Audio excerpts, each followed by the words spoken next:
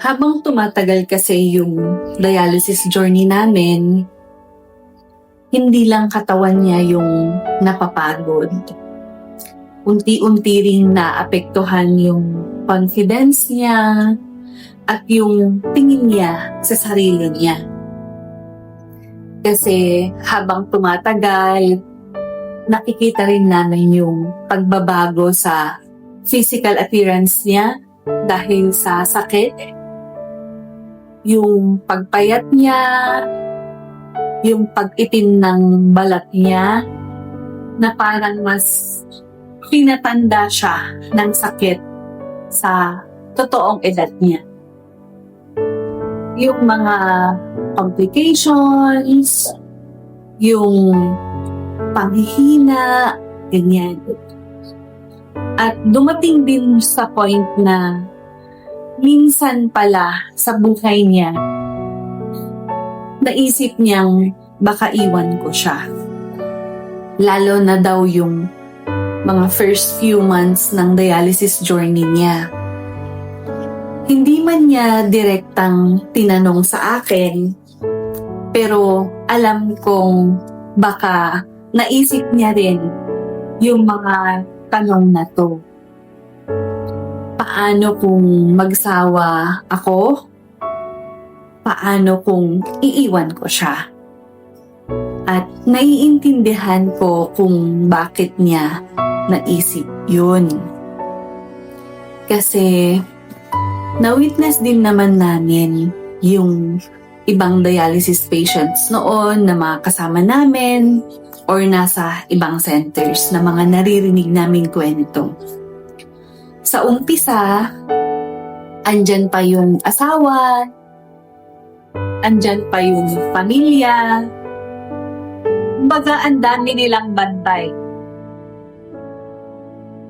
Pero habang tumatagal, nabalitaan na lang namin na iniwan na pala sila.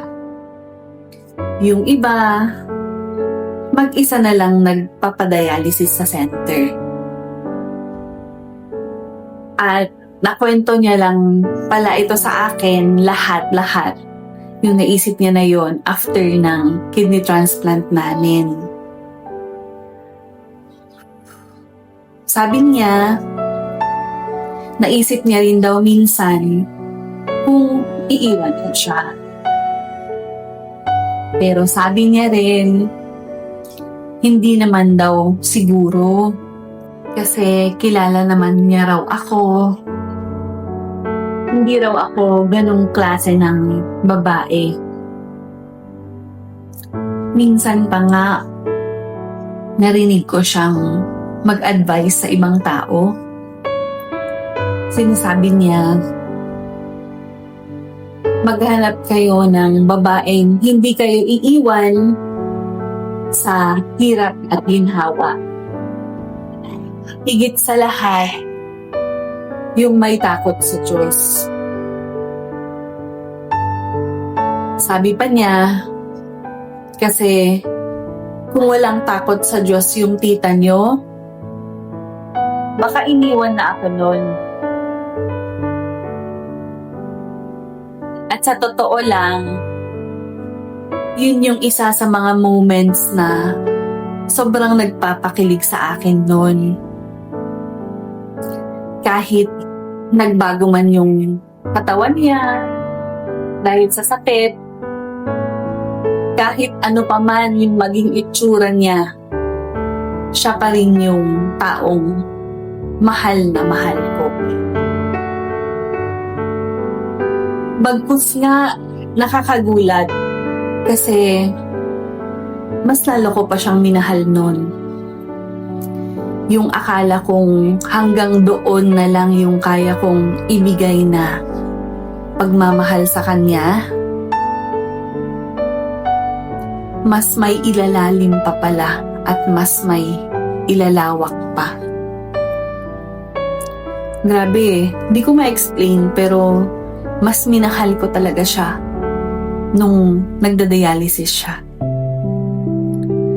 Kasi nakita ko din kung gaano siya kalakas lumaban at pinipilit talagang lumaban.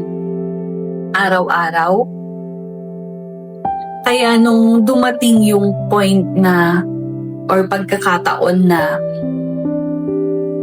pwede pala akong maging donor niya, hindi na po ako nagdalawang isip na ibigay yung isang kidney ko. Kung pwede nga lang i-donate pati kalahati ng buhay ko, gagawin ko rin. Kasi kung may paraan para mas humaba pa yung buhay niya kasama ako,